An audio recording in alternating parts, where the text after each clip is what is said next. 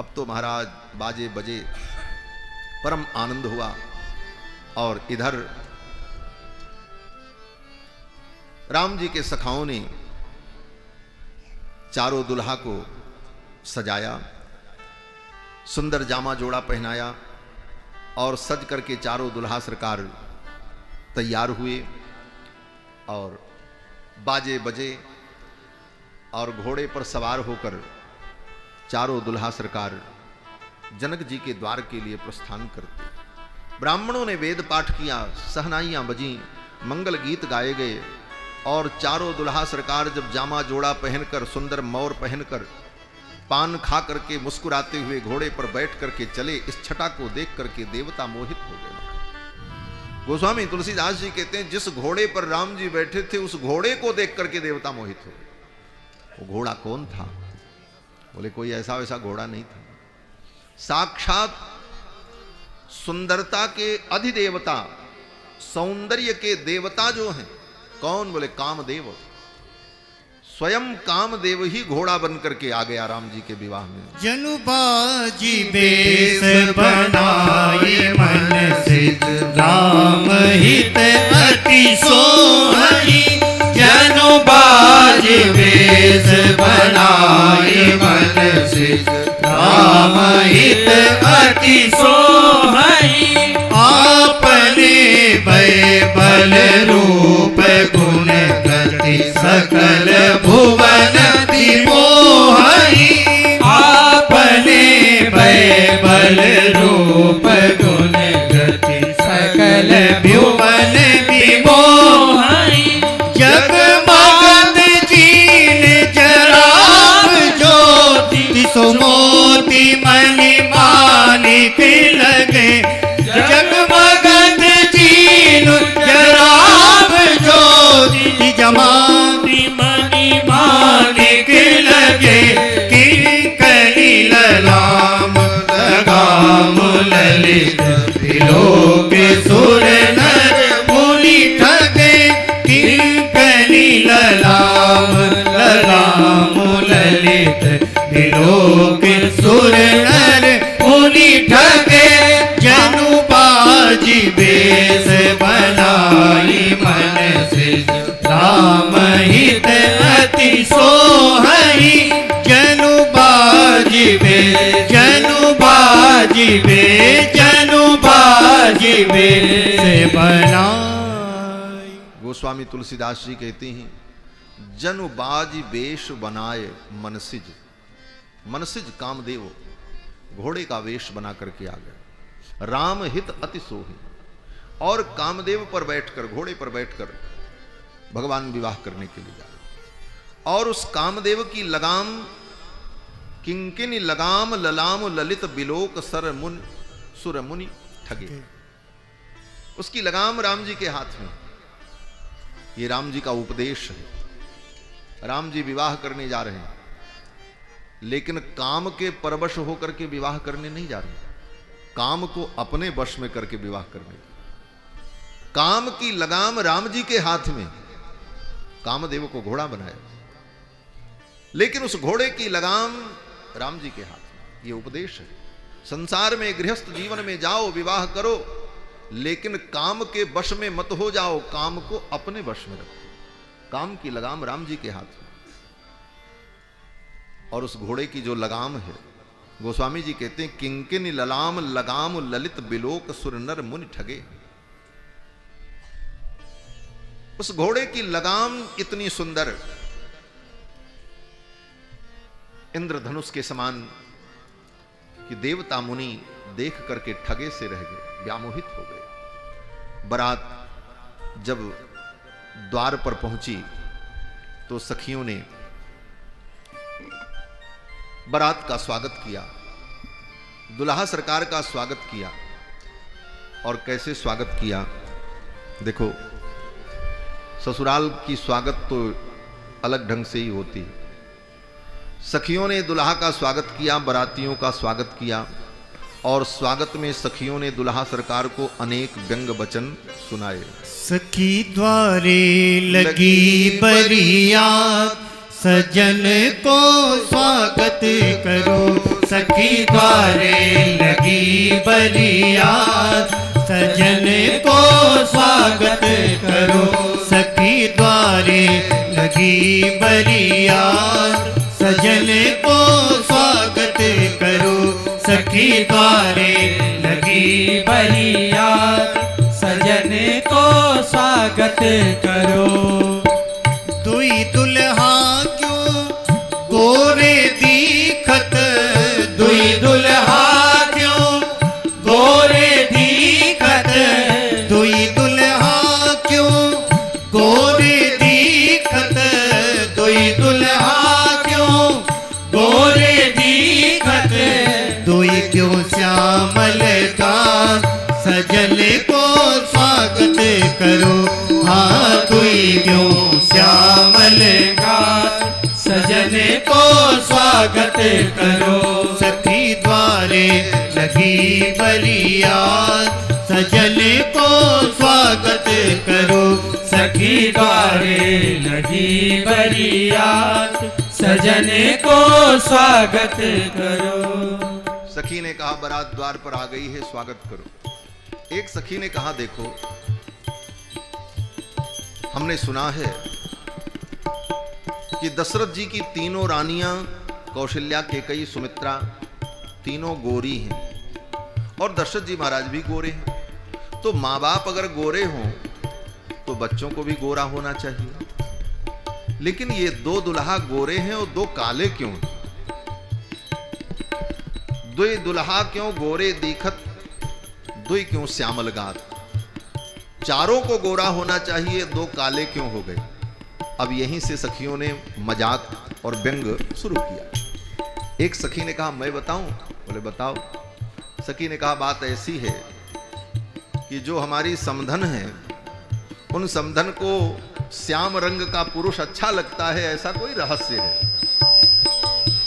समधिल श्याम रंग रतिमानी, समधिल श्याम रंग रतिमानी, समधिल श्याम रंग रतिमानी, समधिल श्याम रंग रतिमानी।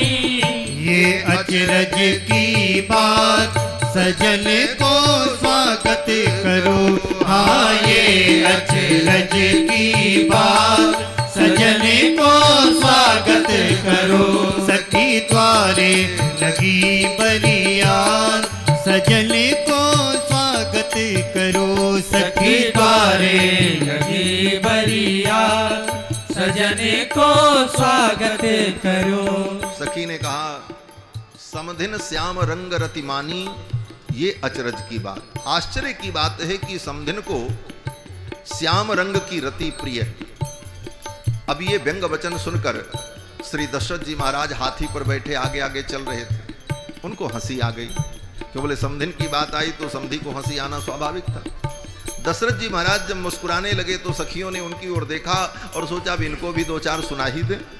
तो सखियों ने समधी जी की ओर इशारा किया और कहा समधी जी हाथी पर बैठे, समधी जी हाथी पर बैठे, समधी जी हाथी पर बैठे, समधी जी हाथी पर बैठे। फिर मूछ पे हाथ सजन को स्वागत करो। हाँ फिर मूछ पे हाथ सजन को स्वागत करो। सखी द्वारे लगी बरियात, सजन को स्वागत करो। सखी द्वारे लगी बरियात, सजन को स्वागत करो। सखियों ने कहा समधी जी हाथी पर बैठे, फेरे मूछ पे हाथ। बार बार दशरथ जी महाराज अपनी मूछों पर हाथ फेर रहे थे। क्यों? बोले चक्रवर्ती सम्राट हैं, चार चार बेटों का ब्याह करने जा रहे हैं, बड़े शान से जा रहे हैं, इसलिए बार बार अपनी मूछों पर हाथ फेर रहे थे दशरथ। सखियों ने कहा समधी जी हाथी पर बैठे, फेरे मूछ पे हाथ। तो दशरथ जी को हंसी आ गई। तो एक सखी ने कहा देखो समधिन की करतूत सुनत हैं तबहु नाही लजात। समधिन की करतूत सुन रहे हैं, फिर भी इनको लज्जा नहीं आ रही है। समधिन की करतूत सुनत है, समधिन की करतूत सुनत है, समधिन की करतूत सुनत है, समधिन की करतूत सुनत है, समधिन की समधिन की समधिन की करतूत सुनत है, समधिन की करतूत सुनत है। समधिन की करतूत सुनत, समधिन 3 है इसलिए तिहाई लगाना पड़ेगा, लगाइए। समधिन की समधिन की समधिन की करतूत सुनत है, समधिन की करतूत सुनत है। तब हूँ नाही लजात सजन को स्वागत करो, हाँ तब हूँ नाही लजात सजन को स्वागत करो। सखी द्वारे लगी बरियात सजन को स्वागत करो, सखी द्वारे लगी बरियात सजन को स्वागत करो। एक सखी ने कहा कि समधिन की करतूत सुनत हैं तबहू नाही लजात, फिर भी इनको लाज नहीं आ रही। तो एक सखी ने कहा कि जानती नहीं हो, जब ये अयोध्या से चले थे तो अपनी लाज शर्म इन्होंने बेच दिया था। लाज शर्म सब बेच करके ये वहां से चले हैं, इसलिए इनको लाज कहां आएगी। सखी ने कहा लाज शर्म सब बेच कोच के, लाज शर्म सब बेच कोच के, लाज शर्म सब गिरवी रख के, लाज शर्म सब गिरवी रख के। मगही पान जवान सजन को स्वागत करो, हाँ मगही पान जवान सजन को स्वागत करो। सखी द्वारे लगी बरियान सजन को स्वागत करो, सखी द्वारे लगी बरियान सजन को स्वागत करो। नारायण के व्यंग बचन सुनी, नारायण के व्यंग वचन सुनी, नारायण के व्यंग बचन सुनी, नारायण के व्यंग वचन सुनी। दुल्हा मंद मुस्कान सजन को स्वागत करो, हाँ दुल्हा मंद मुस्कान सजन को स्वागत करो। सखी द्वारे लगी बरियात सजन को स्वागत करो, सखी द्वारे लगी बरियात सजन को स्वागत करो, सजन को स्वागत करो, सजन को स्वागत करो। सखी द्वारे लगी बरियात सजन को स्वागत करो। सखियों ने बड़े व्यंग वचन सुनाए, दुल्हा सरकार का स्वागत किया। बारात जब द्वार पर पहुंच गई तो सखियों ने कहा, सरकार अब घोड़े से उतरकर पैदल चलना होगा। दुल्हा सरकार ने कहा, क्यों? सखियों ने कहा, महाराज घोड़े हाथी घर में नहीं जाते, आंगन में तो पैदल ही चलना पड़ता है। अब आप उतर करके पैदल चलो। उतरी पधारो पग पावणे ललित गति। अब उतर करके पैदल आपको आंगन में चलना है मंडप तक। उतरी पधारो पग पावणे ललित गति, उपमा बतावें सखी एक एक चाल की। अब आप उतर करके पैदल चलोगे तो हम आपके चाल की उपमा बताएंगे, आप कैसे चलते हो। राम जी ने कहा, ये दूसरी समस्या आ गई, अब ये हमारी चाल देखेंगे। राम जी ने कहा, ये चाल देखने का समय है। सखियों ने कहा, सरकार दूल्हे का चाल चलन अगर ठीक नहीं होता तो ब्याह नहीं होता है, आपको मालूम नहीं? बोले दूल्हे का चाल चलन देखना पड़ता है, चाल चलन अच्छा होना चाहिए। तो राम जी ने कहा, ये चाल चलन पहले देखना चाहिए था, अब तो बारात आ चुकी है। तो सखियों ने कहा, अभी क्या बिगड़ा है, अभी कोई शादी थोड़ी हुई, अगर चाल चलन ठीक नहीं होगा तो बारात लौट जाएगी। राम जी तो बड़े चक्कर में पड़े, बोले मिथिला के लोग तो बड़े अद्भुत। सखियों ने कहा, सरकार हम आपकी चाल देखेंगे, आप कैसे चलते हो। तो लक्ष्मण जी को अच्छा नहीं लगा। ये सखियां इतनी धृष्ट हैं, मेरे प्रभु से इस प्रकार प्रश्न और उत्तर करती हैं। लक्ष्मण जी थोड़ा रोष में आए तो लक्ष्मण जी का चेहरा देख करके सखियों को समझ में आ गया। सखियां जान गई लक्ष्मण जी नाराज हो रहे हैं, तो सखियों को और मजा आने लगा। सखियों ने सोचा अब इनसे भी थोड़ी मजाक कर ही लें। तो सखियों ने लक्ष्मण जी की ओर देखा और कहा, लक्ष्मण लाल, आप बड़े नाराज हो रहे हो, आप तो थोड़े में ही गर्म हो जाते हो, लेकिन यहां आपकी गर्मी नहीं चलेगी। लक्ष्मण जी ने कहा, क्यों? सखियों ने कहा, करिके खयाल लक्ष्मण लाल सुनो, न बजई हो यहां गाल, ये गली है ससुराल की। हे लखन लाल, आप यहां गाल मत बजाना, ये ससुराल की गली है, हमको सब विधि मालूम है। लक्ष्मण जी ने कहा, क्या करोगी? तो सखियों ने कहा, बोलियो विचार न तो होए शिष्टाचार खूब। बहुत संभाल करके बोलिएगा। बोलियो विचार न तो होए शिष्टाचार खूब, लीजिए निहारी झांकी परिछन के थाल की। सखियां हाथ में जो थाली लिए थी, सखियों ने कहा, इस थाली को आप देख लो, इसकी झांकी देखो, इसमें क्या क्या रखा है। बोलियो विचार न तो होए शिष्टाचार खूब, लीजिए निहारी झांकी परिछन के थाल की। लक्ष्मण जी ने देखा वो सखियां जो थाली ली रखी थी, उस थाली में एक दीपक जल रहा था और चंदन रखा था।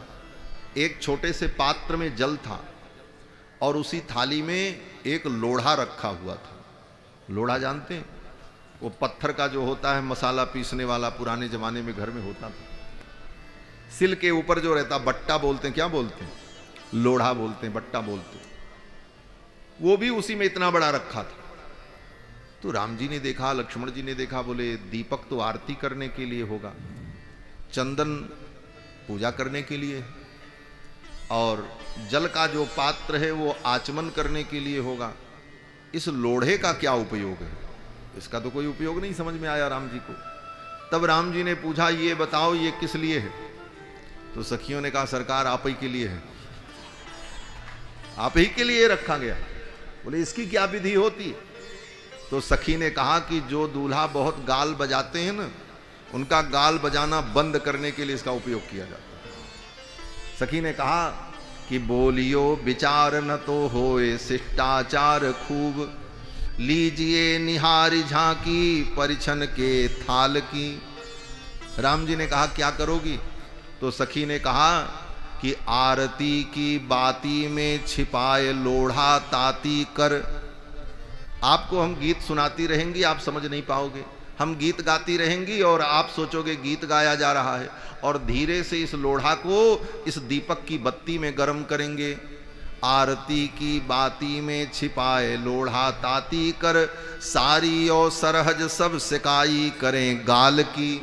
आपके गाल की सिकाई कर देंगे। परछन जब होता है तो लोढ़े को लेकर के ऐसे दुल्हा के मुख पर घुमा करके गाल में धीरे से छुआया जाता है, विधि है। तो सखी ने कहा कि आरती की बत्ती में इसको गर्म करेंगे, आपको पता नहीं चलेगा, और गाल में छन्न से लगेगा तो गाल बजाना बंद हो जाएगा। इसलिए सरकार, ये अयोध्या नहीं है, ये ससुराल है। घर नाही ससुरारी है, इतना बुझिया पक्का, और बड़े बड़े लोगन के छूटे ससुरारी में छक्का। बड़े बड़े लोगों का छक्का ससुराल में छूट जाता। सखियों ने कहा कि उतरी पधारो पग पावणे, ललित गति उपमा बतावें सखी एक एक चाल की। करी के खयाल लक्ष्मण लाल सुनो, न बजई हो यहाँ गाल, ये गली है ससुराल की। आरती की बाती में छिपाए लोढ़ा ताती कर, सारी सरहज सब सिकाई करें गाल की। अब तो लक्ष्मण जी, राम जी, भरतलाल, शत्रुघ्न जी, चारों भाई सावधान हो गए। उतर करके पैदल पैदल आंगन में चलने लगे। अब पैदल पैदल जब आंगन में चलने लगे तो बड़े धीरे धीरे चल रहे थे। ससुराल में अक्सर ऐसा ही होता है, दूल्हे को न चलना आता है न बैठना आता है। आता सब है, लेकिन वहां जाने के बाद सब भूल जाता है। कोई कहता अब उठ जाओ तो उठ जाता, अच्छा बैठ जाओ तो बैठ जाता, अब चलो तो चलता है, अपने से कुछ नहीं करता दूल्हा।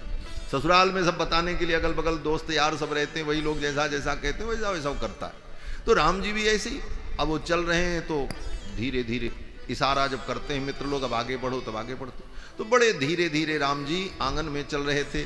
एक सखी ने कहा, दुल्हा सरकार इतने धीरे धीरे चल रहे हैं, कैसे लग रहे हैं जरा बताओ। पग धीरे कैसे दूल्हा धरत है सखी, पग धीरे कैसे दूल्हा धरत है सखी, चले धीरे जैसे कोल्हू के बरद है सखी, चले धीरे जैसे कोल्हू के बरद है सखी, पग धीरे कैसे दूल्हा धरत है सखी, पग धीरे कैसे दूल्हा धरत है सखी, चले धीरे जैसे कोल्हू के बरद है सखी, चले धीरे जैसे कोल्हू के बरद है सखी। सखी ने कहा कि जैसे कोल्हू का बैल धीरे धीरे चलता है, कोल्हू के बैल के समान ये धीरे धीरे चल रहे हैं। एक सखी ने कहा, कोल्हू का बैल इनको क्यों बताया? तो सखी ने कहा, इस उपमा में कारण है। बोले क्या कारण है? बोले उपमा उपमेय में साधर्म्य होना चाहिए। जहां पर साहित्य में उपमा अलंकार होता है तो उपमा और उपमेय में साधर्म्य होता है, तभी उपमा दी जाती है। तो सखी ने कहा कि कोल्हू के बैल से इनकी बड़ी समानता है, कोल्हू के बैल का जो गुणधर्म है वही गुणधर्म इनका भी है। किस प्रकार से? सखी ने कहा, कोल्हू का बैल सरसों की घानी को पेरता है, बरद वही जो पेरे सरसों घानी है सखी, और ये बोले ये 84 लाख योनि के विधानी है सखी, ये भी वही काम करते हैं। ये संसार ही इनका कोल्हू है और 84 लाख योनियों में जीव को डाल करके उसी में घुमाते रहते हैं। ये पुनरपि जननम पुनरपि मरणम पुनरपि जननी जठरे शयनम, इसलिए ये बैल है। अब दुल्हा सरकार ने देखा धीरे चलो तो कोल्हू का बैल बता रहे हैं, तो तेज चलने लगे। अब राम जी जब तेज तेज चलने लगे तो सखियों ने कहा, अब दुल्हा सरकार तीव्र गति से चल रहे हैं, कैसे लग रहे हैं जरा बताओ। देख लंबी अब चाल कैसे लागे है सखी, देख लंबी अब चाल कैसे लागे है सखी, जैसे बंधन से छूटे अज भागे है सखी, जैसे बंधन से छूटे अज भागे है सखी, पग धीरे कैसे दूल्हा धरत है सखी, पग धीरे कैसे दूल्हा धरत है सखी, चले धीरे जैसे कोल्हू के बरद है सखी, चले धीरे जैसे कोल्हू के बरद है सखी। सखी ने कहा, दुल्हा सरकार अब लंबी डेग चल रहे हैं, अब कैसे लग रहे हैं? एक सखी ने कहा, जैसे बंधन से छूट अज भागे है सखी, जैसे बंधन से छूट करके बकरा भागता है। किसी बकरे को कोई ले जाए बलि चढ़ाने के लिए और उसको पता चल जाए और कहीं उसकी डोरी खुल गई, फिर तो अपनी जान लेकर के भागता है, उस प्रकार ये भाग रहे हैं। एक सखी ने कहा, इनको अज की उपमा क्यों दी? अज माने बकरा, बकरे को संस्कृत में अज कहते हैं, तो अज की उपमा क्यों दी? एक सखी ने कहा, ये भी अज है। अज क्यों है?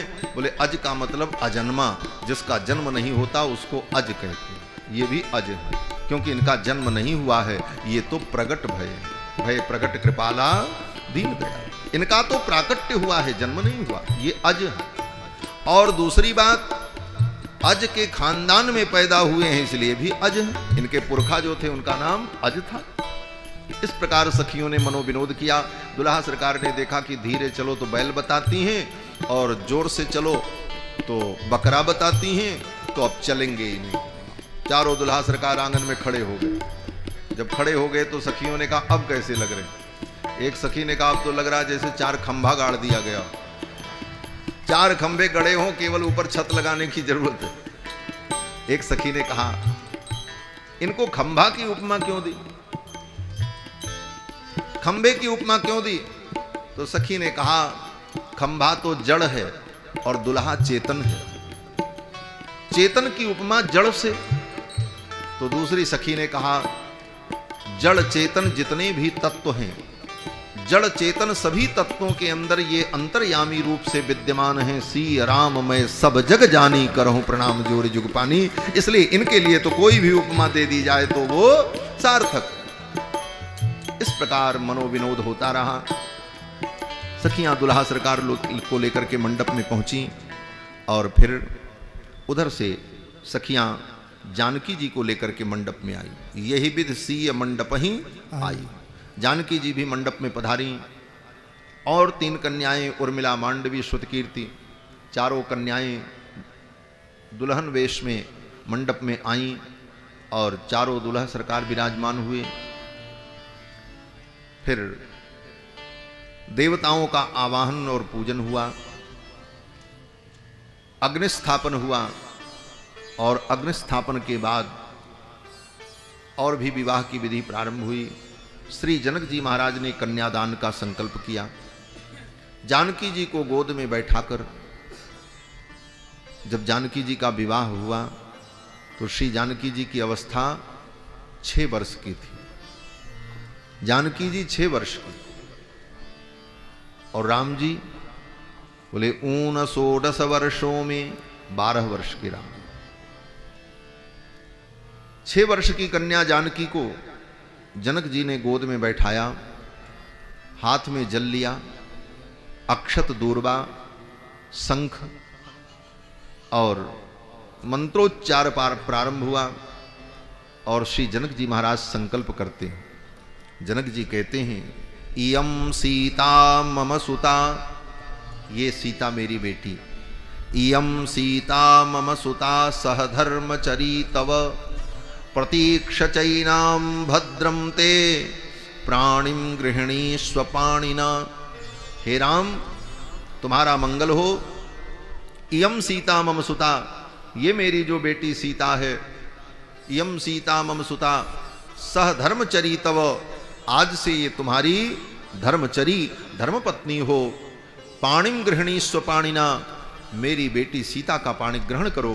ऐसा कह करके श्री जनक जी महाराज ने वो मंत्रपूत जल, अभिमंत्रित जल, संकल्प किया गया जल राम जी के हाथ में दे दिया और जानकी जी का हाथ राम जी के हाथ में दिया। देवताओं ने पुष्प वृष्टि की, जय जयकार की। बोलो श्री सीता रामचंद्र भगवान की जय।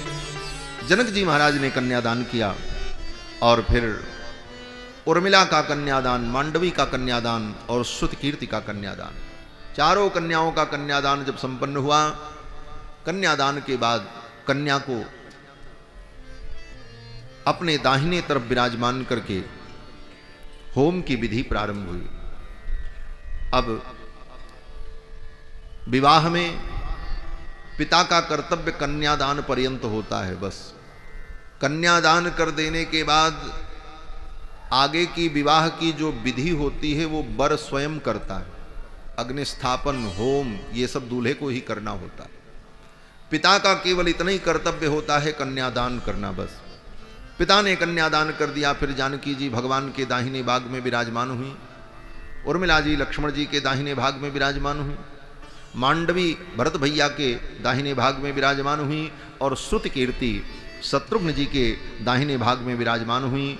वेदी पर अग्निस्थापन हुआ, मंत्रोच्चार होने लगा और होम की विधि प्रारंभ हुई। होम की विधि में राष्ट्रभृत होम, जय होम, लाजा होम, ये सारे होम किए जाते हैं। उन मंत्रों से आहुति प्रदान की गई और फिर सप्तपदी का विधान हुआ और सप्तपदी के विधान के बाद लाजा होम में अग्नि की परिक्रमा करके वर-वधू इस विधि को पूर्ण करते हैं। तो जब परिक्रमा का समय आया अग्नि परिक्रमण का, तो वर-वधू के आंचल को एक दूसरे से जोड़ा गया, बांधा गया और सखियों ने गीत गाया। गोस्वामी जी महाराज कहते हैं, करी होम विधिवत, विधि पूर्वक होम संपन्न करके होन लागी भांवरी, भांवरी होने लगी। करी होम विधिवत गांठ जोरी, होने लागी भांवरी। करी होम विधिवत गांठ जोरी, होने लागी भांवरी। क्यों करे विनय विदेहु कियो, विदेहु मूरत सांवरी।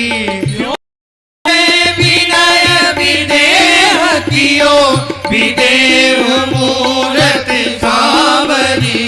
करी होम विधिवत गांठ जोरी, होने लागी भांवरी। करी होम विधिवत गांठ जोरी, होने लागी भांवरी, भांवरी, भांवरी। करी होम विधिवत गांठ जोरी, होने लागी भांवरी। अब भांवरी की विधि होती है।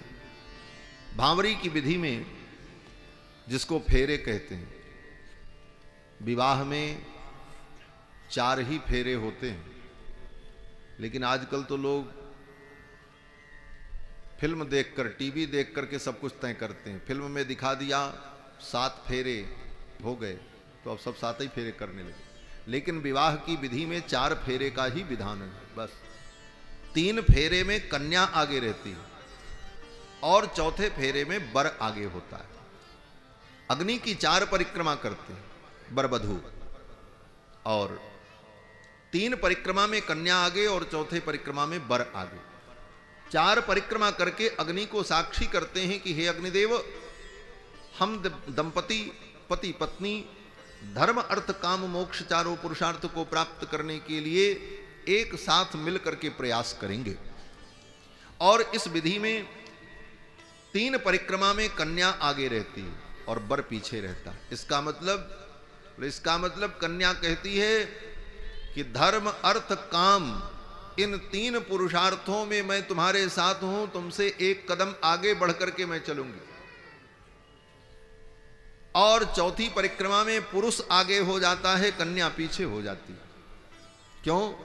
बोले पुरुष कहता है ठीक है, धर्म में तुम आगे रहोगी, अर्थ में तुम आगे रहोगी, काम में तुम आगे रहोगी, धर्म अर्थ काम तीनों पुरुषार्थ में तुम मेरे साथ रहोगी, मुझसे आगे चलोगी। लेकिन हे देवी, धर्म अर्थ काम इन 3 पुरुषार्थों में हमारा तुम्हारा साथ होगा, लेकिन अंतिम पुरुषार्थ जो चरम पुरुषार्थ मोक्ष है, उस मोक्ष मार्ग में जाते समय मैं तुम्हें भी छोड़ करके चला जाऊंगा। ये धर्म है। इसीलिए पुरुष आगे होता है, कन्या को पीछे छोड़ देता है। इसीलिए सन्यास धर्म में मोक्ष की प्राप्ति के लिए पुरुष जब निकलता है तो नारी पुत्र परिवार सबको छोड़ करके आत्म कल्याण के लिए साधन करने के लिए चला जाता है। पुरुष कहता है कि उस धर्म का पालन करने के लिए मैं तुम्हारी अपेक्षा नहीं करूंगा और मैं चला जाऊंगा। ये सनातन धर्म की एक एक विधियां कितनी भावमयी हैं और कितनी गंभीर हैं, इनके पीछे कितने कारण हैं, लेकिन इन कारणों को हम नहीं समझ पाते। बंधुओं, करी होम विधिवत गांठ जोरी, होने लागी भांवरी।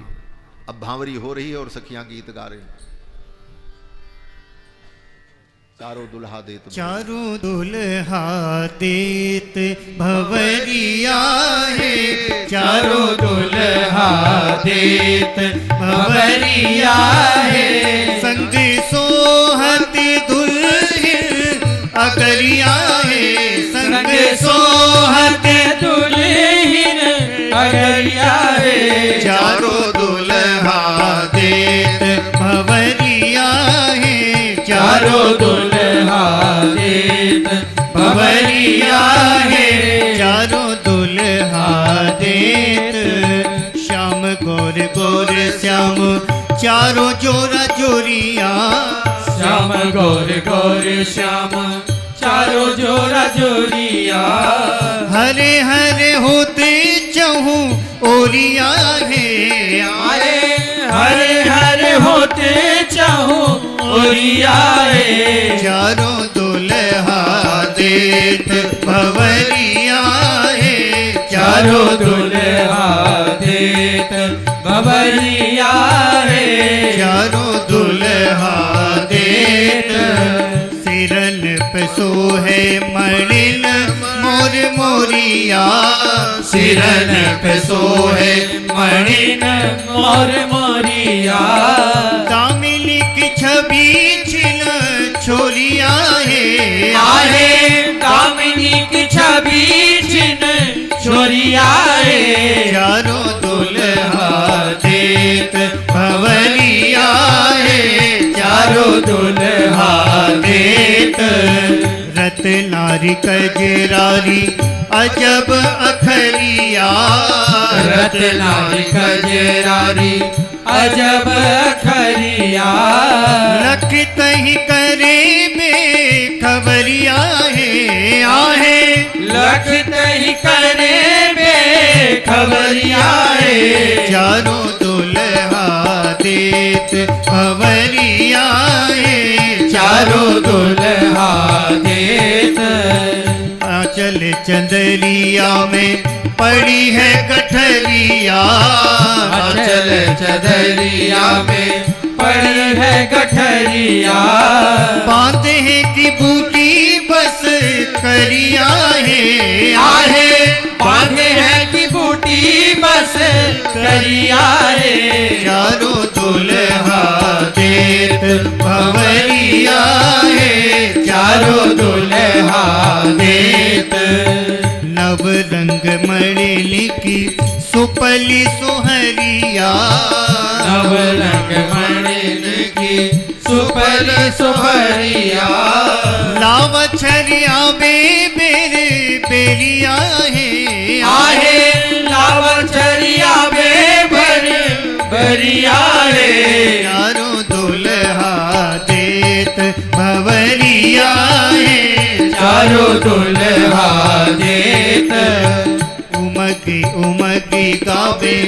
अलीगन गरिया उमगे उमगे गावे अलीगन गरिया सुख बरसत में सुमरिया है आहे सुख बरसत बे सुमरिया है चारों दुल्हा देत भवरिया है चारों दुल्हा देत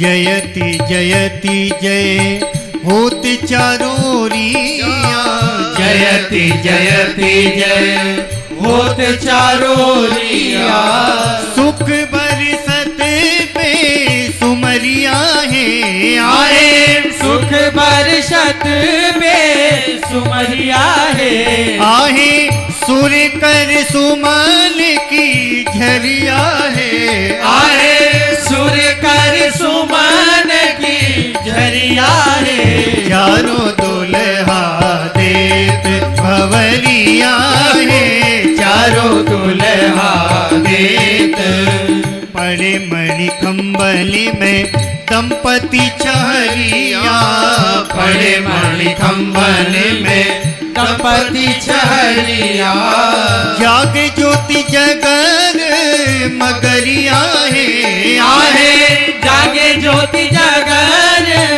मगरिया है चारों दुल्हा देत भवरिया है चारों दुल्हा देत मानो रतिपति जान पितु महतरिया मानो रतिपति जान पितु महतरिया प्रकट दुरत मेरे बेरिया है आहे प्रकट दुरत बेरे बेरिया है चारों दुल्हा देत भवरिया है दुल्हा देत भंवरिया है, चारों दुल्हा देत। फूली ना समात लखी मोतिया किंकरिया, भूली ना समात लखी मोदिया की करिया। लली लाल लगन लजोरिया है, आहे लली लाल लखन लजोरिया है, चारों दुल्हा देत संवरिया है, चारों दुल्हा देत भंवरिया है।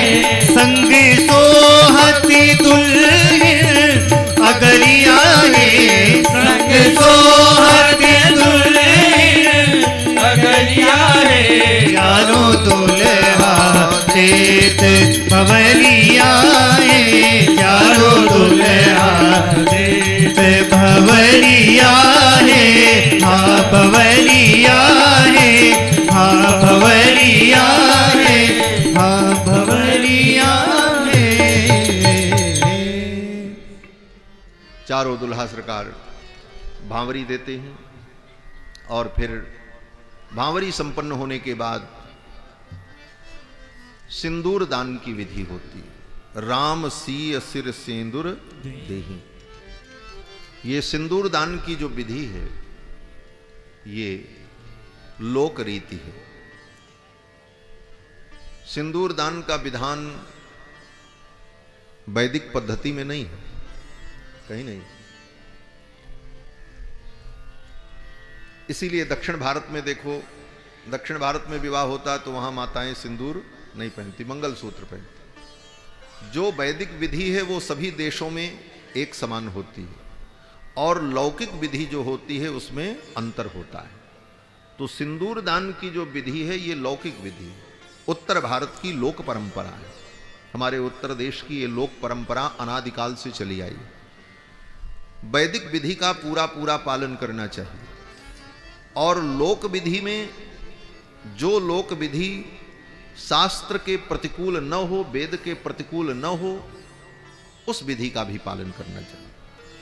अगर कोई लोक रीति वेद रीति के विपरीत है तो ऐसी लोक रीति का त्याग कर देना चाहिए और जो लोक रीति वेद के विपरीत नहीं है, शास्त्र के विपरीत नहीं है, उस लोक रीति का पालन करना चाहिए। तो सिंदूर दान की विधि जो है ये लोक रीति है और वेद के अनुकूल है। वेद की विधि से इसका कोई विरोध नहीं है, इसलिए परंपरा से अनादिकाल से सिंदूर दान की परंपरा चली आई है सनातन में। राम जी ने भी सिंदूर दान किया। राम सीय सिर सिंदूर देहि, शोभा कहीं न जाति विधि देहि। सिंदूर दान की जो विधि है क्या है? बोले कन्या के मांग में सिंदूर का दान करता है वर, और इसको कहते हैं मांग भरना। इसका मतलब क्या है? बोले ये प्रतीक है। समाज में लोक के बीच में कन्या के मांग को भरा है, इसका मतलब ये जो कुछ मांगेगी जीवन में सब भरना पड़ेगा, इसकी हर मांग पूरी करनी पड़ेगी। आज आपने मांग भरी है समाज में, अब ये जो मांगे जो कहे इसकी सारी इच्छाएं तुम्हें पूरी करनी होगी, ये जिम्मेदारी तुम्हें दी जा रही है। इसीलिए मांग भरने की विधि, मांग भरने की विधि संपन्न हुई और इसके बाद दूल्हा और दुल्हन मंडप में विराजमान हैं। अब मंडप में एक बड़ा अद्भुत आश्चर्य हुआ। क्या आश्चर्य हुआ? बोले बगल में राम जी बैठे हैं, उनके बगल में जानकी जी बैठी हैं।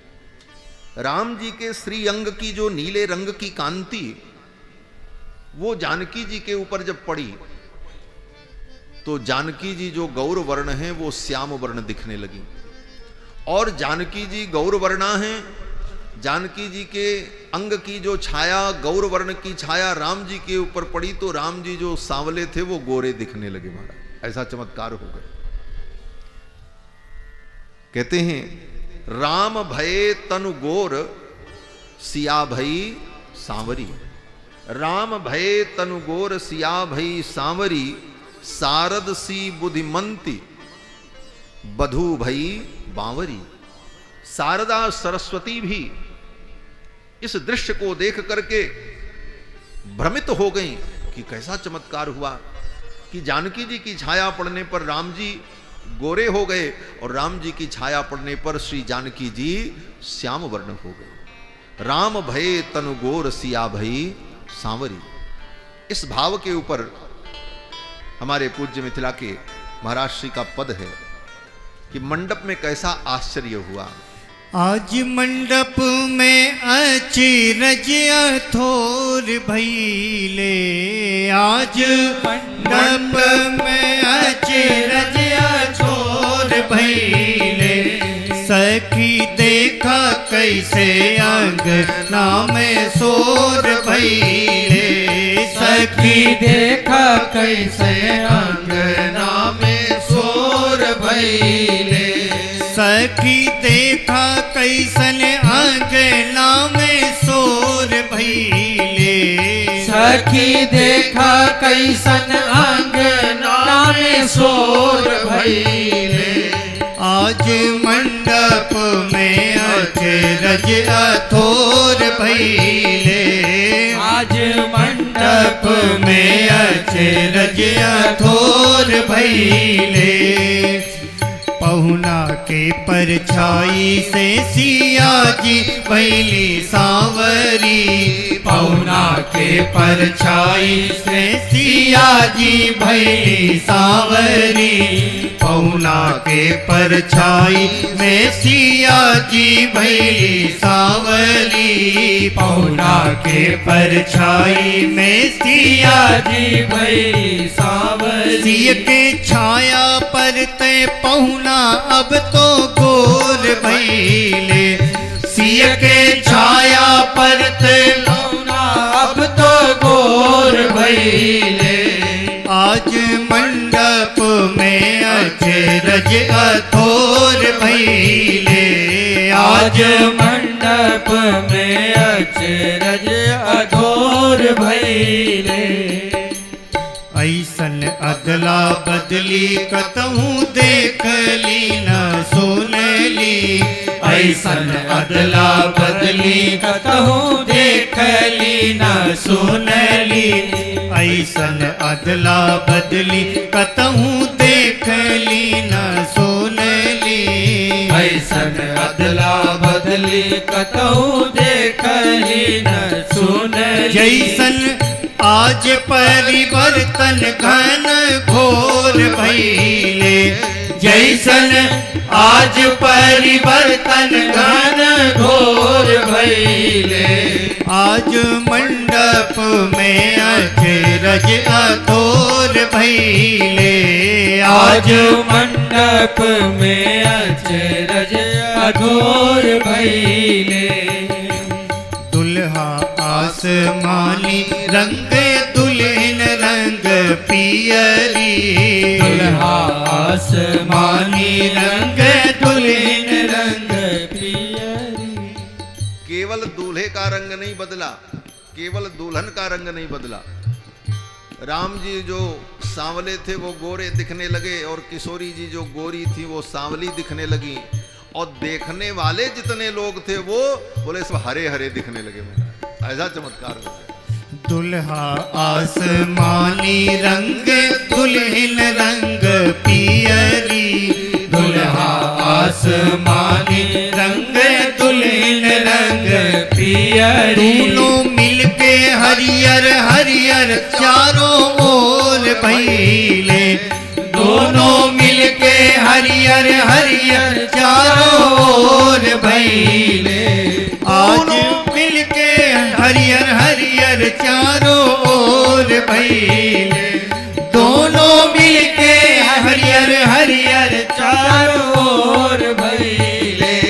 आज मंडप में अचरज अथोर भइले, आज मंडप में अचरज अथोर भइले।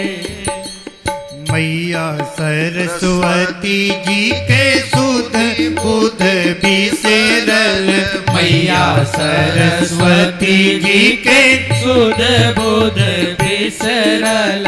मैया सरस्वती जी के सुध बुध बिसरल, मैया सरस्वती जी के सुध बुध बिसरला देखे बाला सब आनंद विभोर भइले देखे बाला सब आनंद विभोर भइले आज मंडप में अचरज अतोर भइले आज मंडप में अचरज अघोर भइले रूखा सूखा हृदय यही जा किकरो नाही लौके रूखा सूखा हृदय ऐजा केकरो नाही लौके।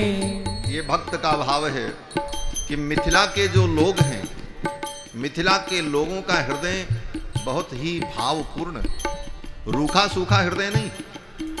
दुनिया में बहुत से ऐसे होते हैं जो सूखे हृदय, जिनके सामने भाव की रस की बातें करो उनके पल्ले ही नहीं पड़ती। ऐसे आदमी के सामने रस की बात करना भी कष्टकारक हो जाता है। किसी कवि ने कहा है कि हे ब्रह्मा, तू मेरे भाग्य में सब कुछ लिखना, लेकिन ये मत लिखना कि किसी और रसिक के सामने मुझे रस की चर्चा करनी पड़े। और रसिकेशु कवित्व निवेदनम, और रसिकेशु कवित्व निवेदनम सिरसी मालिक मालिक मालिक। हे विधाता, सब कुछ मेरे भाग्य में लिखना, लेकिन ये मत लिखना कि किसी नीरस आदमी के सामने रस की चर्चा करनी पड़े। क्यों? बोले उसे तो अच्छा लगेगा। रस कितनी ऊंची चीज है, जो रसिक होता वही समझ सकता। रसिकन की गति कथा कहानी रसिक भये तो सरस। जो इस रस को समझने वाला है वही इसका आनंद अनुभव कर पाता। और मिथिला के लोग, भक्त कहते हैं कि मिथिला का कोई व्यक्ति ऐसा नहीं है जिसका हृदय रूखा सूखा हो। सब विदेह पद पूर्ण आत्मविद्या के पंडित। केवल जनक राज ही विदेह नहीं है, वहां सब विदेह हैं, सब उतने ही ज्ञान संपन्न है। रूखा सूखा हृदय यही जा किकरो नाही लौके रूखा सूखा हृदय यही जा किकरो नाही लौके सब कर मनवा प्रेम रस में सराबोर भइले सब कर मनवा प्रेम रस में सराबोर भइले सब के मनवा प्रेम रस में सराबोर भइले सबके मनवा प्रेम रस में सराबोर भइले आज मंडप में अचरज अथोर भइले आज मंडप में अचरज अघोर भइले केहू टोकुर मुकुर ताके केहू ठुमक नाचे केहू टुकुर मुकुर ताके केहू ठुमुक नाचे। मिथिला में इस दृश्य को देखकर जितने दर्शक थे, जितने लोग थे, भाव विभोर हो गए। कोई टुकुर टुकुर देख रहा है, कोई मुस्कुरा रहा है और कोई मगन होकर के नाच रहा है।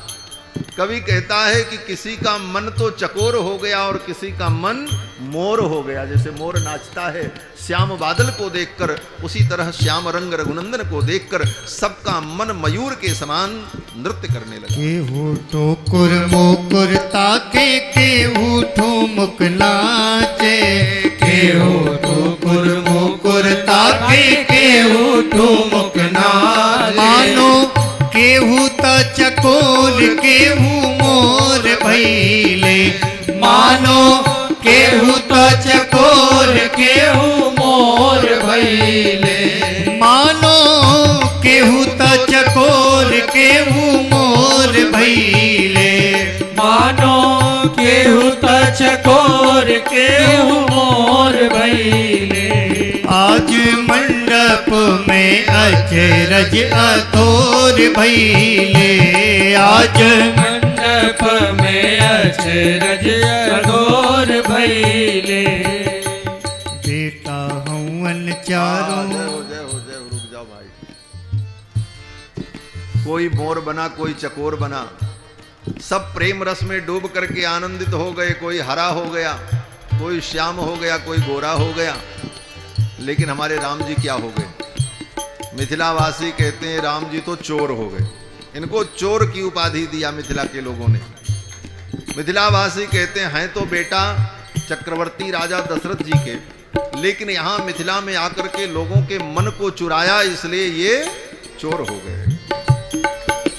बेटा हवन चारों चक्रवर्ती राजा दशरथ जी के, बेटा हवन चारों चक्रवर्ती राजा दशरथ जी, सब कर मनवा के चुरा के पहुना चोर भइले, सब के मनवा के चुरा के पहुना चोर भइले, सबके मनवा के चुरा के पहुना चोर भइले, सबके मनवा के चुरा के पहुना चोर भइले।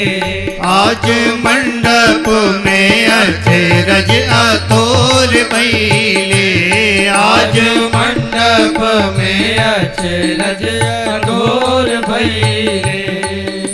पहुना के देखी कहे नारायण ले निधि, पहुना के देखी कहे नारायण ले। ये हमारे बक्सर के पूज्य महाराज श्री साकेतवासी पूज्य मामा जी का ये पद है। मामा जी की रचनाएं ऐसी अद्भुत भावमयी, मामा जी की रचना है। महाराज श्री कहते हैं पहुना के देखी कहे नारायण नेह निधि, पहुना के देखी कहे नारायण नेह निधि, नारायण नेह निधि, नारायण नेह निधि, नारायण नेह निधि, नारायण नेह निधि। अरे पहुना के देखी कहे नारायण ले निधि, पहुना के देखी कहे नारायण ले। सबके हिये राम अजब अंजोर भइले, सबके हिये राम अजब अंजोर भइले, सबके हिये राम अजब अंजोर भइले, सबके हिये राम अजब अंजोर भइले।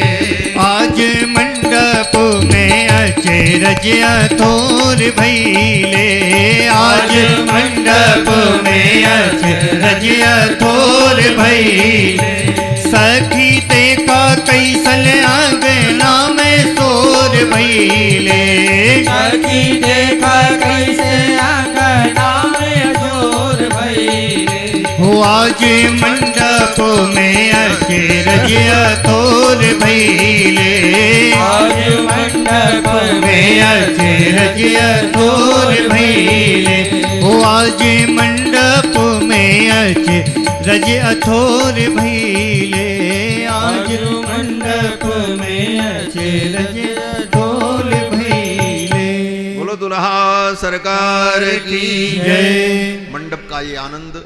अब इसके बाद आगे की विधि है कि दुल्हा सरकार को सखियां लेकर के कोहबर में जाएंगी। कोहबर की विधि जो होती है उसको भी सुनना, बड़ा आनंदमय प्रसंग है। अभी कोई उठेगा नहीं। कोहबर की विधि और कोहबर के बाद जेवनार, जेवनार की विधि का वर्णन करके कथा को पूर्ण करेंगे। ज़्यादा से ज़्यादा 20 मिनट लगेगा और 20 मिनट में इन प्रसंगों को भी हम लोग आनंदपूर्वक अनुभव करेंगे। कोहबर में सखियों ने भगवान से क्या क्या कहा, ये मिथिला की भावना है, मिथिला का व्यवहार है। राम जी का विवाह अद्भुत प्रसंग है, तो इस पूरे प्रसंग को ही सुनेंगे आज। और उसके पहले कुछ सूचनाएं हैं, उसके बाद पुनः कथा में हम लोग प्रवेश करेंगे। जय श्री राम। महाराज जी द्वारा जीर्णोद्धार कराने के क्रम में अयोध्या जो मंदिर रामलला का महाराज जी बनवा रहे हैं, मैं कोटपुतली नगर के सभी श्री राम भक्त प्रेमियों से आग्रह और अनुरोध करता हूं कि अपना पुण्यदान अवश्य करें। उसकी एक एक ईंट लगाने में हम जितना भी सहयोग अपने स्तर से कर सकें, उसके लिए चाहे भाई बजरंग जी से या मुझसे आप संपर्क करें और उसमें अपना पुण्यदान कर कर पुण्य के भागी बने।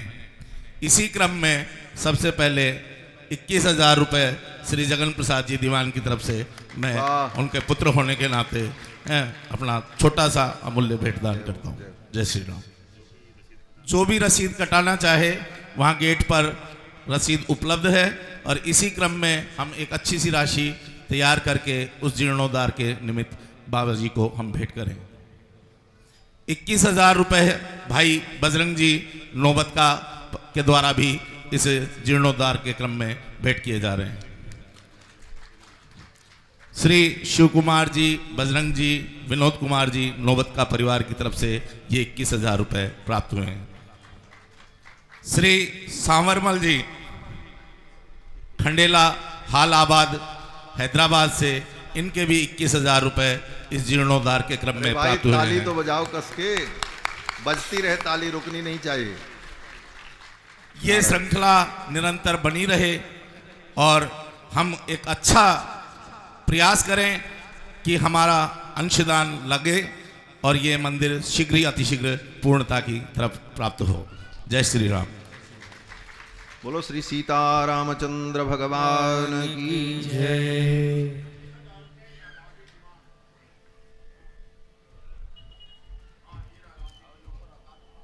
21,000 रुपये श्री हीरालाल जी दीवान दांतिल वाले हालाबाद कोटपुतली, इनके द्वारा भी इस पुण्य यज्ञ में आहुति दी गई। जय श्री राम। बोलो श्री सीतारामचंद्र भगवान की जय। मंदिर निर्माण में जिन जिन महानुभावों ने अपनी राशि की घोषणा की है, उन सभी लोगों को इस व्यासपीठ से शुभकामना, मंगल आशीर्वाद उनके लिए कि भगवान उनका मंगल करें और उनके जीवन में सुख समृद्धि और भगवान की कृपा प्राप्त हो। मंदिर की चर्चा आ गई तो थोड़ी बात मैं भी कह दूं। जिस मंदिर का जीर्णोद्धार चल रहा है वह मंदिर श्री राम जन्मभूमि, जो विवादित स्थल था, जिसका निर्णय सुप्रीम कोर्ट ने दिया, उस राम जन्मभूमि मंदिर से 300 मीटर दूरी पर उत्तर दिशा में ये मंदिर है। अयोध्या का एक एरिया है जिस मोहल्ले को, जिस वार्ड को रामकोट कहते हैं। रामकोट का मतलब राम जी का किला, उस वार्ड का नाम है रामकोट। रामकोट का मतलब राम जी का किला। और रामकोट वार्ड जो है वो लगभग 2 किलोमीटर स्क्वायर में है और बीचों बीच अयोध्या में है। किसी जमाने में वो राम जी का किला हुआ करता था, इसीलिए उसका नाम रामकोट है। और उस रामकोट के किले में पूरा वो राम जी का ही किला था। तो जैसे व्यक्ति के घर में, बड़े बड़े घर में एक स्थान भोजन के लिए भोजनालय होता है, शयन के लिए अलग होता है, बैठने उठने के लिए अलग स्थान होता है, अतिथि के लिए अलग व्यवस्था होती है, उसी प्रकार वो रामकोट जो वार्ड है पूरा 2 किलोमीटर स्क्वायर में इतना बड़ा राम जी का महल था। उसी का एक हिस्सा राम जन्मभूमि है जहां राम जी प्रकट हुए। और उसी रामकोट का एक हिस्सा ये है रामलला सदन देवस्थान, जहां पर चारों भाइयों का नामकरण संस्कार हुआ। उसी रामकोट में और भी प्राचीन स्थल अलग अलग हैं। जो ऐतिहासिक स्थल हैं तो अयोध्या के उन ऐतिहासिक स्थलों में एक स्थल यह भी है रामकोट के अंतर्गत श्री रामलला सदन देवस्थान, जहां पर चारों भाइयों का नामकरण संस्कार गुरुदेव वशिष्ठ ने किया था। अत्यंत प्राचीन मंदिर वो था। 2012 में जिन महात्मा के संरक्षण में वो मंदिर था, उन महात्मा ने 2012 में 25 जून को मुझे सुपुर्द किया। 25 जून 2012 को। फिर 3-4 वर्षों तक वो ऐसे ही पड़ा रहा। इतनी मोटी मोटी दीवारें, पुराने जमाने की चूना सुर्खी के छत, बरसात में सब गिरने लगे। नगर पालिका ने, वहाँ की नगर निगम ने आकर के पोस्टर लगा दिया कि इसका जीर्णोद्धार किया जाए, अन्यथा इसमें कोई दुर्घटना हो जाएगी, क्योंकि इतने मोटे मोटे छत दीवारें। फिर ये स्थिति हो गई कि कैसे भी उसका जीर्णोद्धार किया जाए। तो जीर्णोद्धार करने का सामर्थ्य तो मेरे अंदर नहीं, ठाकुर जी को ही करना है। जीर्णोद्धार के लिए मैंने विचार बनाया, तो मैंने तय किया कि एक ट्रस्ट बना दिया जाए।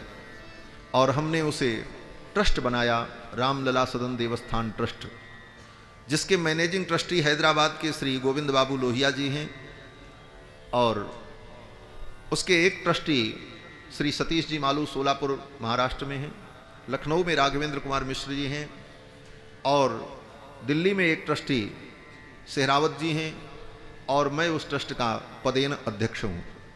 फिर हम सब लोग मिलकर के योजना बनाए कि इस मंदिर का दिव्य जीर्णोद्धार हो और दक्षिण भारत की शैली में मंदिर का निर्माण हो। दक्षिण भारत में जैसे तिरुपति बालाजी का मंदिर और अन्य देवालय आप देखते हैं, बड़े बड़े गोपुरम और दिव्य आकृति प्रकृति होती है, उस प्रकार का विचार किया गया।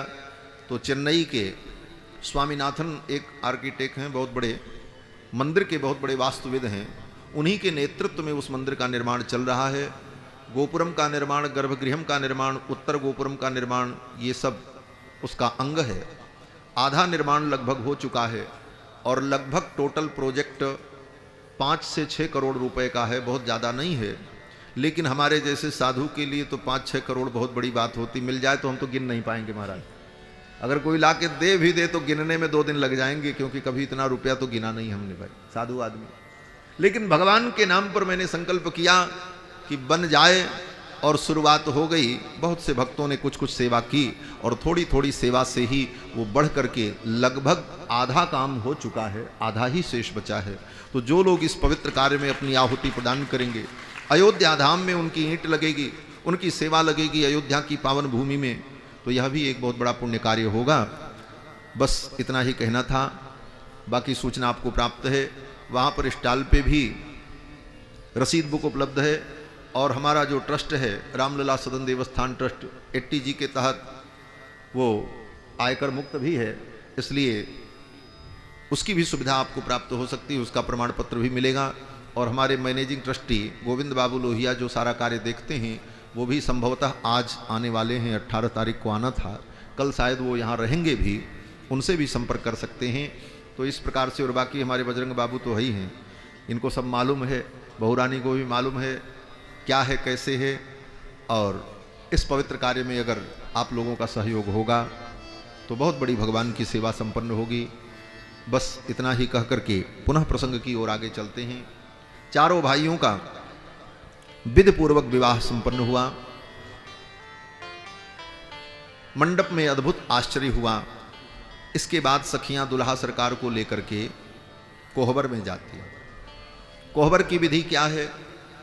बोले कोहबर में एक कोठरी होती है एकांत में, और उस कोठरी के अंदर, उस कक्ष के अंदर देवताओं का पूजन होता है। विवाह के बाद वर वधू दोनों को ले जाकर के उसमें बैठाते हैं और दोनों के साथ हास विनोद होता है, और वहां केवल सखियां ही रहती हैं और कोई नहीं रहता, पुरुष नहीं जाते, दुल्हा अकेले, बाकी सब सखियां और दुल्हन। और वहां पर कोहबर में जो देवता हैं, उन देवताओं का सखियां पूजन करवाती हैं। उसी में देवताओं का पूजन कराने के बहाने और भी मनोविनोद होता है। दुल्हन की जूती को लेकर कपड़े में लपेट कर उसको भी रख देते हैं, बोलते हैं ये भी देवता, इनकी भी पूजा करो। और जब दूल्हा पूजा कर लेता है तब खोल के दर्शन कराती, बोले दर्शन कर लो देवता का, कौन देवता है। ये सब मनोविनोद कोहबर में होता है। कोहबर की विधि बड़ी अद्भुत। तो सखियां दुल्हा सरकार को लेकर के कोहबर में चली, तो कोहबर के द्वार पर एक सखी खड़ी हो गई। उसने कहा सरकार, कोहबर के अंदर आपको जाना है, लेकिन यहां विधि है। बोले क्या विधि है? बोले द्वार छेकाई देना पड़ेगा। सखी द्वार छेकती हैं, द्वार को रोकती हैं और उनको कुछ नेग दिया जाए तब भीतर जाने देती हैं। तो एक सखी कोहबर के द्वार पर खड़ी हो गई और राम जी को रोका और कहा न्यौछावर दो, नेग दो, तब भीतर जाने देंगे। छाड़ बिनाही दुआरी है, सुनिए रघुनंदन, छाड़ बिनाही दुआरी है, सुनिए रघुनंदन, छाड़ बिनाही दुआरी है, सुनिए रघुनंदन, छाड़ बिनाही दुआरी है, सुनिए रघुनंदन। जब ही कोहबर चले रघुनंदन, जब ही को खबर चले रघुनंदन सखियन छेकल दुआरी है सुनिए रघुनंदन सखियन छेकल दुआरी सुनिए रघुनंदन छाड़ब नाही दुआरी है सुनिए रघुनंदन छाड़ब नाही दुआरी सुनिए रघुनंदन। सखी ने कहा हम द्वार नहीं छोड़ेंगे, नेक देना पड़ेगा तब आप भीतर जा सकते हो। तो दुल्हा सरकार ने अपने पॉकेट पे हाथ रखा तो पास में कुछ नहीं था, खाली हाथ थे। तो राम जी ने कहा हमारे पास तो कुछ नहीं है, क्या दें? तो सखियों ने कहा कि अगर बिना नेक दिए आप जाओगे तो समझ लेना। राम जी ने कहा क्या करोगे? बोले गाली सुनाऊंगी। बोले कितनी गाली?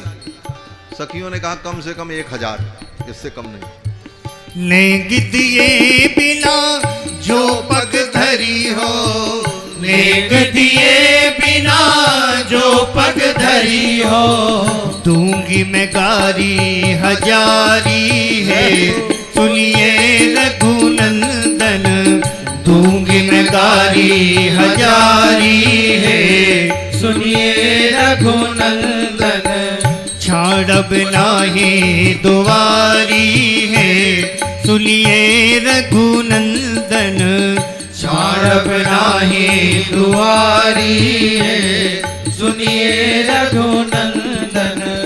सखी ने कहा 1000 गारी दूंगी। 1000 ही क्यों कहा? देखो भगवान के भक्त भगवान के विष्णु सहस्त्र नाम का पाठ करते हैं और मिथिला की सखियां कहती हैं हम गाली सहस्त्र नाम का पाठ करेंगे। 1000 गाली सुनाएं, गोपाल सहस्त्र नाम, गोविंद सहस्त्र नाम, विष्णु सहस्त्र नाम। लेकिन मिथिला की सखियां अगर भगवान को गाली देती हैं तो वह गाली भी भगवान को विष्णु सहस्त्र नाम के समान ही प्रिय है। अब सखियों ने कहा सरकार अगर आप कुछ लेकर के नहीं आए हो तो एक काम करो। बोले क्या? बोले आपके पास अगर पैसा नहीं है तो हम आपको पैसा दे देंगे, लेकिन आपको एक काम करना पड़ेगा। बोले क्या? बोले अपनी कोई वस्तु बेचनी पड़ेगी। बोले क्या बेचनी पड़ेगी? तो सखियों ने कहा जो नहीं राखत साथ पदारथ जो नहीं राखत साथ पदारथ जो नहीं राखत साथ पदारथ जो नहीं राखत साथ पदारथ बेचो बहन महतारी है सुनिए रघुनंदन बेचो बहन महतारी सुनिए रघुनंदन छाड़ब नाही दुआरी है सुनिए रघुनंदन छाड़ब नाही दुआरी सुनिए रघुनंदन। सखियों ने कहा आप अपने माँ की और बहन की बोली लगाओ, हम पैसा दे देंगे। अब राम जी हंसने लगे तो सखियां कहती हैं सकुचत जब रघुनाथ न बोलत सकुचत जब रघुनाथ न बोलत रघुनाथ न बोलत रघुनाथ न बोलत रघुनाथ न बोलत रघुनाथ न बोलत सकुचत जब रघुनाथ न बोलत सकुचत जब रघुनाथ न बोलत बेहसत अवध बिहारी है सखिए रघुनंदन बेहसत अवध बिहारी है सुनिए रघुनंदन बेहसत सरहज सारी है सुनिए रघुनंदन बेहसत सरहज सारी है सुनिए रघुनंदन छाड़ब नाही दुआरी है सुनिए रघुनंदन छाड़ब नाही दुआरी सुनिए रघुनंदन सुनिए रघुनंदन सुनिए रघुनंदन। सखियां इस प्रकार मनोविनोद करती हुई भगवान को लेकर के कोहबर में गई। कोहबर में अनेक प्रकार के हाव भाव विलास हुए। इसके बाद जेवनार की विधि होती है। जेवनार की जब विधि हुई तो श्री दशरथ जी और जनक जी महाराज ने सभी बारातियों को बुलाया आंगन में और जेवनार की तैयारी हुई। पुनि जेवनार भई बहुभांति पठये जनक बुलाए बराती। परत पावड़े बसन अनूपा सुतन समेत गवन कियो भूपा। अपने पुत्रों के सहित दशरथ जी महाराज जेवनार के लिए जनक जी के आंगन में आते हैं। साथ में बराती लोग सुंदर सबके लिए आसन लग गए। धोए जनक अवधपति चरणा।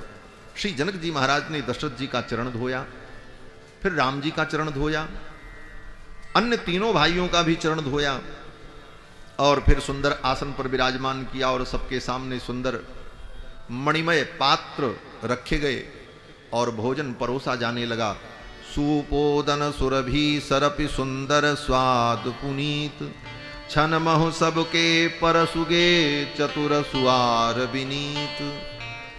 सुंदर सुस्वादु व्यंजन सबके सामने परोसा गया और जब भोजन परोसा गया तो भगवान श्री रघुनंदन और सभी बराती आचमन करके भोजन करने लगे। पंच कवल करी जीवन लागे गारी गान सुनि अति अनुराग। पंच कवल करी जीवन लागे, पहले 5 कवर खाया और फिर यथेच्छ अपनी इच्छा के अनुकूल भोजन करने लगे। ये भोजन की विधि है। देखो कथा में मैं कहता हूं सनातन धर्म क्या है। हमारे जीवन के जितने क्रियाकलाप हैं, सोना बैठना उठना चलना खाना पीना, विवाह आदि संबंध करना, रोग आदि की चिकित्सा करना, दान पुण्य सत्कर्म करना, इन सारे कर्मों को हम कैसे करें ये शास्त्र कहता है और शास्त्र जैसे कहता है उस प्रकार से हम करें, यही धर्म है। तो भोजन करने की भी शास्त्र सम्मत विधि है, कैसे भोजन किया जाए।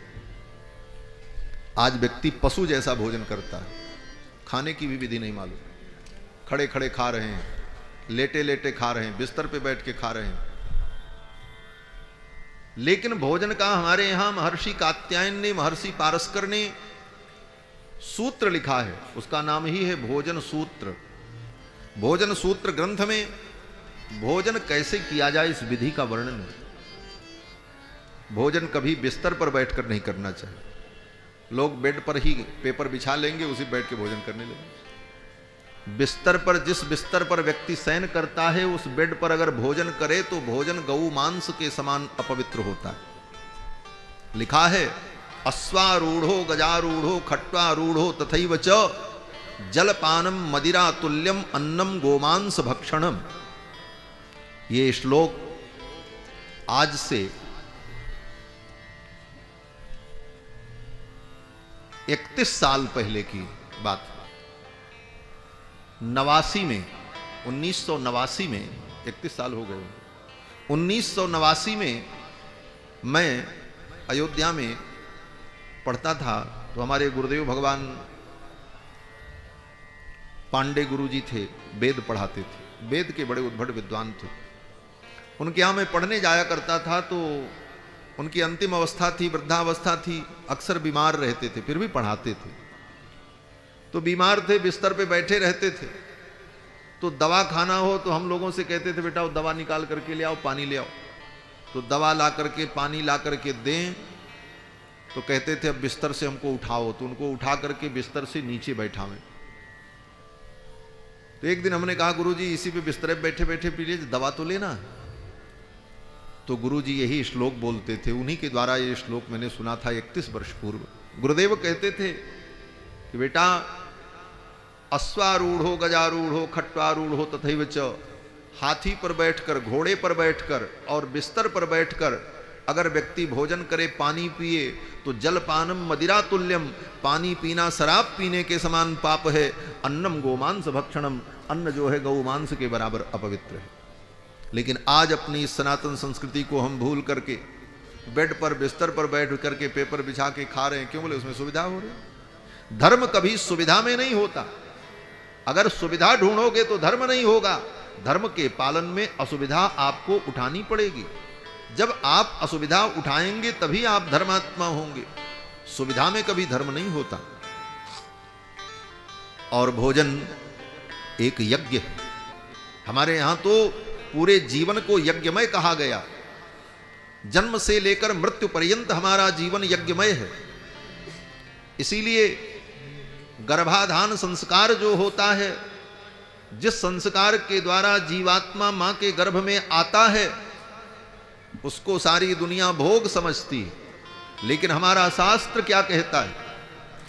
भगवान कृष्ण गीता में कहते हैं, धर्मा विरुद्ध कामोस्मि भरतर्षभा। गीता में पढ़ना।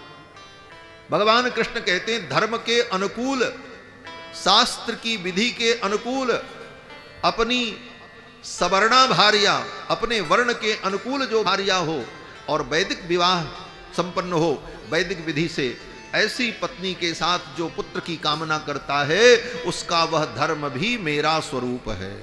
भगवान ने उस धर्म को भी अपना स्वरूप कहा गीता में। धर्मा विरुद्ध कामोस्मि भरतर्षभा। धर्म के अविरुद्ध जो काम है वह भोग भी मेरा स्वरूप है। और बृहदारण्यक उपनिषद में तो उसको वाजपेय यज्ञ के समान पुण्यप्रद कहा गया। पुत्र मंथ नाम का यज्ञ उसकी संज्ञा है। तो जीव की उत्पत्ति, मानव जीवन में हमारी उत्पत्ति ही यज्ञ के द्वारा है। और फिर जीवन में जितने संस्कार होते हैं, उन सारे संस्कारों में हम यज्ञ करते हैं, आहुति देते हैं। और जब जीवन समाप्त होता है तो हमारे सनातन धर्म में मनुष्य के शव को, उसके शरीर को आग में जला दिया जाता है। चिता बना करके, मंत्र पढ़ करके उस चिता में उसके शरीर को रख दिया जाता है। क्यों? बोले ये अंतिम आहुति है। पूरे जीवन हमने यज्ञ किया और जिस शरीर से हमने यज्ञ किया, आज उस शरीर को भी अंतिम आहुति के रूप में हम अग्नि को समर्पित कर देते। ये सनातन हमारे जीवन में सब कुछ यज्ञमय है। इसीलिए प्रार्थना की गई, यज्ञेन यज्ञमय यंत देवास्तानि धर्माणि प्रथमान्यासन। तो ये भोजन करना भी यज्ञ है। हम अपने पेट की जठर की अग्नि में अन्न की आहुति प्रदान करते हैं, ये यज्ञ है। तो यज्ञ जैसे नहा धो करके पवित्र होकर के किया जाता है, इसीलिए भोजन भी नहा धो करके पवित्र होकर के किया जाता है। बिना नहाए भोजन नहीं करना, ये नियम क्यों है? बोले इसीलिए। आप यज्ञ बिना नहाए कहां करते हो? यज्ञ करना हो तो नहा धो करके करते।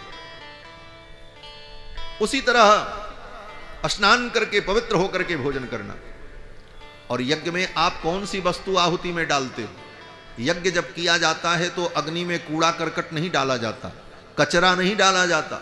शुद्ध वस्तु, पवित्र वस्तु, तिल, जौ, चावल, गाय का घी, केसर, कस्तूरी और मेवा, मिष्ठान्न, इन पवित्र पदार्थों को शुद्ध करके, धो करके, पवित्र करके तब उसे आहुति दी जाती है।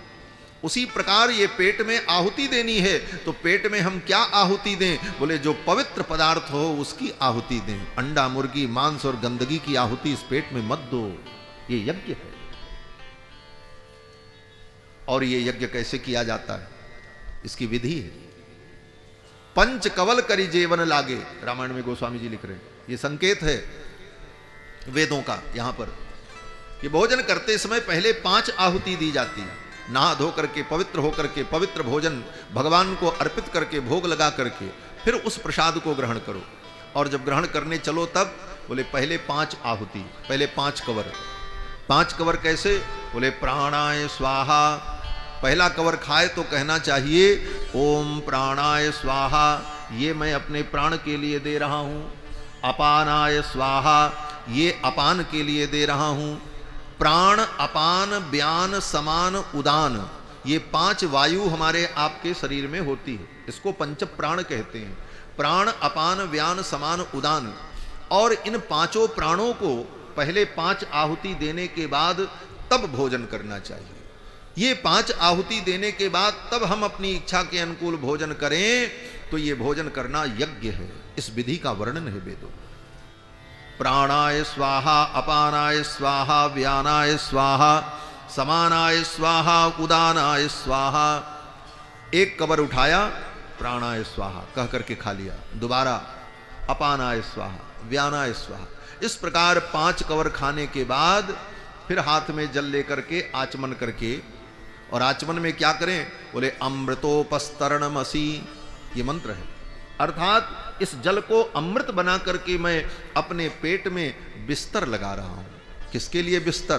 बोले अन्न देवता को प्रतिष्ठापित करने की। अमृत का बिस्तर लगाकर तब जब हम भोजन उस पर रखते हैं पेट के अंदर, और जब भोजन पूरा हो जाए, पेट भर खा लें, उसके बाद फिर हाथ में जल लेकर के आचमन करते हैं अमृत पिधानमसि। अंत में जब आचमन करते हैं तो कहते हैं अमृत पिधानमसि, इस अमृत के द्वारा उस भोजन को मैं ढक रहा हूं।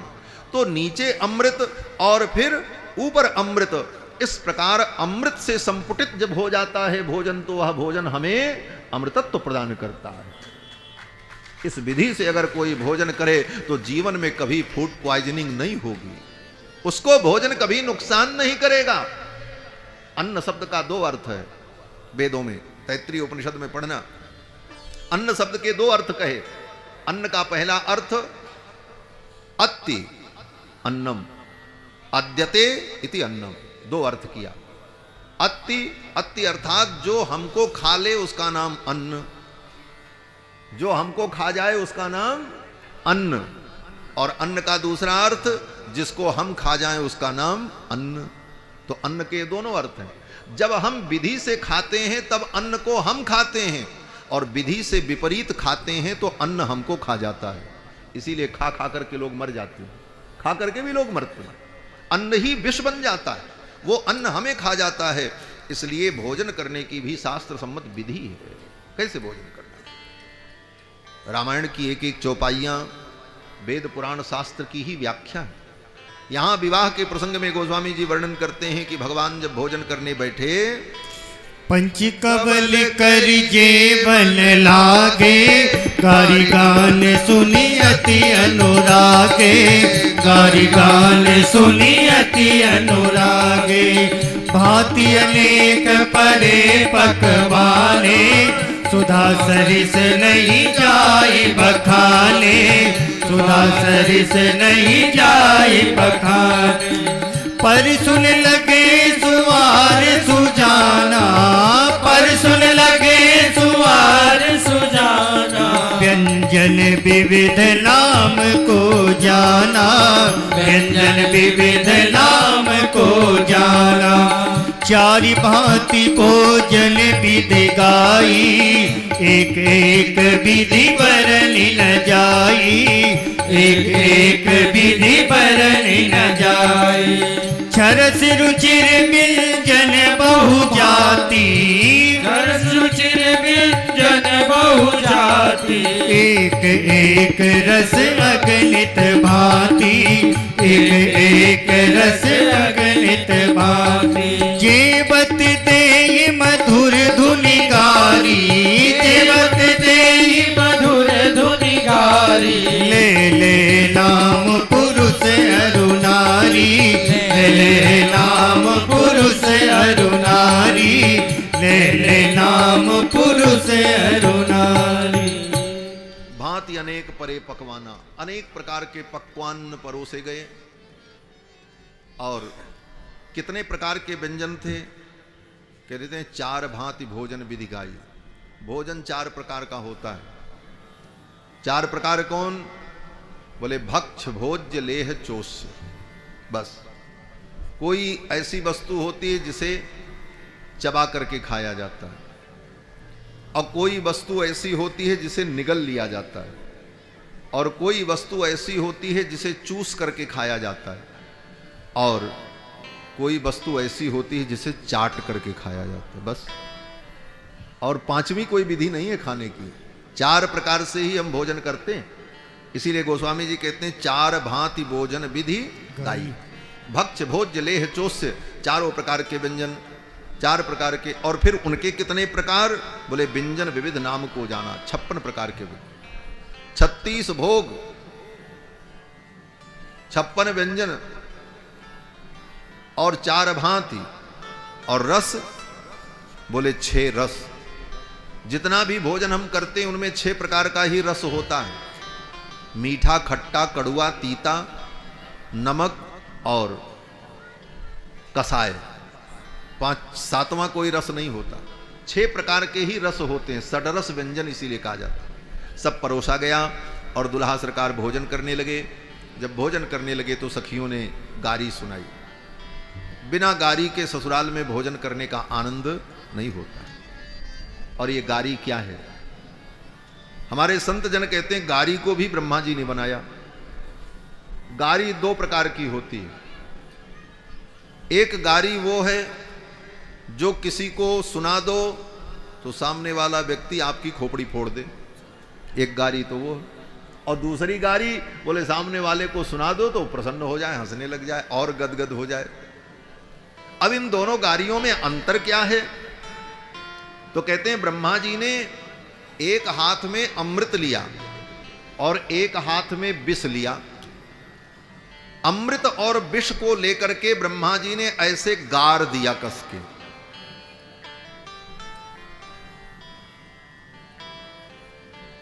अमृत को और विष को गारा ब्रह्मा जी ने। अमीय गारी गार्यो गरल। अमीय माने अमृत, अमीय गारी एक हाथ से अमृत को गारा और गार्यो गरल दूसरे हाथ से विष को गारा। और गारी कीन करतार, ब्रह्मा जी ने गारी बनाई। 2 गारी बनकर के तैयार हो गई। गारने से जो निकली इसीलिए उसका नाम गारी। तो अमृत को गारा तो उससे जो निकली गारी वो कौन गारी है? बोले जो ससुराल में दूल्हे को दी जाती है, जिसको सुन करके प्रसन्नता होती।